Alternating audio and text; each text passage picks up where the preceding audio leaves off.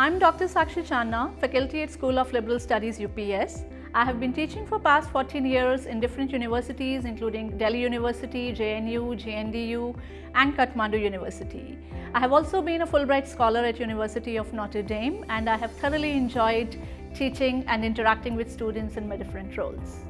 I am an avid traveler, lover of words in all its forms. I have been writing poetry since I was 10, and I have published a couple of poetry books, and I also organize creative writing workshops across different places. I'm teaching Digital Humanities, a foundation course at School of Liberal Studies, UPES. Digital Humanities course is unique in its intersection and application of computing to real-life humanities problems and questions. What I like about UPES School of Liberal Studies is the absolute notion and idea that whatever we learn in the classroom, we are able to apply it in our real life situations and make a difference to the society and to the world.